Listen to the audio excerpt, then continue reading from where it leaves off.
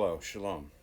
I hope this finds all of you well and holding up as best as you can at this time. April is Autism Awareness Month. I find that it is very fitting in the circumstances that we're at, that April is also the time that we have Pesach, that we remember at one time that we were in a place called Mitzrayim.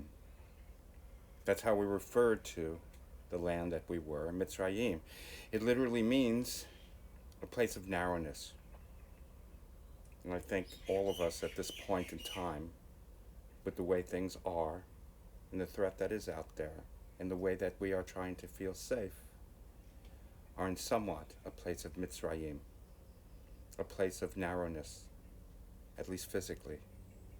And the challenge is for us to expand beyond our physical limitations, to use our imagination, to reimagine how things might be. And that, in a sense, is what we do at Pesach.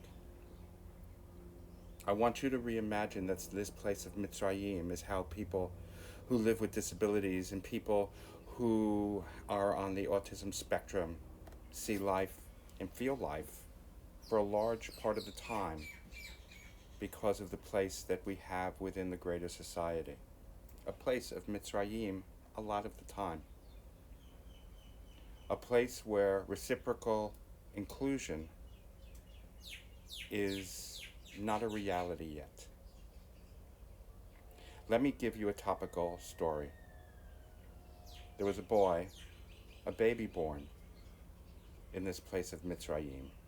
This baby was born in the middle of a pogrom, a Shoah if you will, where if he uttered a sound, he would be killed. His parents hid him for 3 months. And as you can imagine, the trauma that that young infant felt about not uttering a word that lingered throughout his life. Alas, you know it's a familiar story. He was set upon the river, and he was taken in by Pharaoh's daughter. And they raised him inside this place, where everyone knew he was a Hebrew. And you could only imagine the stress that was in that household.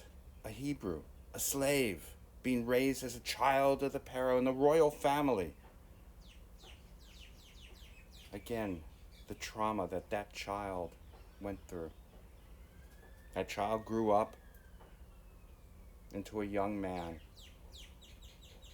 with a disability, because Moshe could not speak. He had an incredible speech impediment. All through his life, he could not really articulate himself. And you could imagine how that increased his stress. But it was no wonder that he had this disability, since the circumstances of his origin. Well, one day, he cracked, and indeed he murdered an Egyptian overseer for beating upon a Hebrew slave. And he fled. And luckily, when he fled across this incredible wilderness, he found a well, and at that well, he found a tribe of people that were living there in the middle of the desert with their flocks, their sheep. And he must have looked very strange and very different.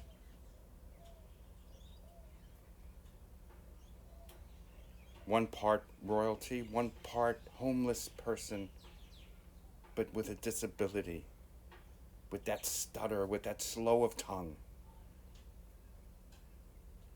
And there, the priest, the high priest of this tribe, Yitro, welcomed him in.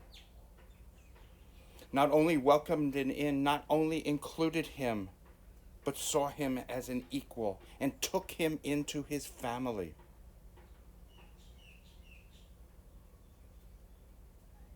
And this Yitro was wise enough to know that just including someone was not enough. But he needed to allow this person, this strange Moshe with a disability, to have his God-given dignity. So he gave him a job as shepherd and allowed him to give to his community, to contribute. And once he had his dignity, and once he knew that he was a member of this tribe, honored and respected, he began to heal. He married the tribe's chief, Yitro's daughter, Zipporah, and they started a family. And on that day that he saw that burning bush that was not consumed, he had healed enough through this reciprocal inclusion, through being welcoming by Yitro into his family. Gleefully, happily, Yitro realized how much he had to gain and enrich his tribe by having this person included. That's what reciprocal inclusion is.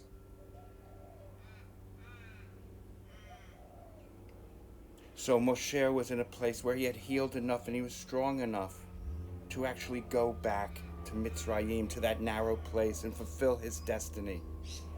To fulfill and face all those nightmares, all those injustices, all those imbalances, and try to set it right.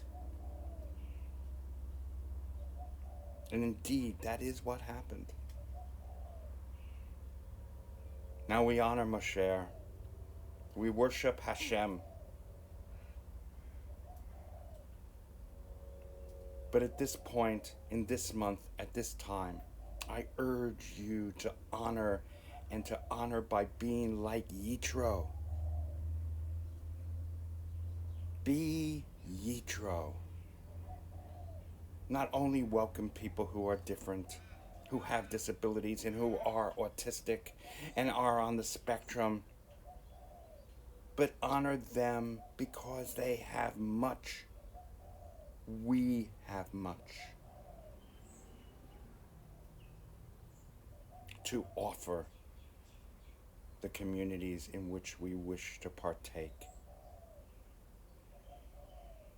I am on the spectrum. 2 of my children are. I am the Project KULANU manager for the United Jewish Education Board, UJEB's wing of being an advocate, resource, support, and educational aspects of our community that involve ourselves in disability and inclusion for the autism spectrum sector. So at this Seder, this month, and throughout the entire year, because awareness for 1 month is simply not enough, I encourage you, nay, I mandate you to be proactive. Give us the dignity that we deserve, that we were created with by the hand of Hashem, by the hand of God.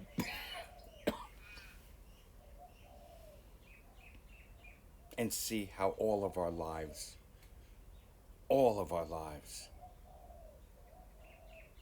can be enriched. Chag Sameach, and if they see this after, have a wonderful time counting of the Omer. Be well, and use that imagination. Shalom.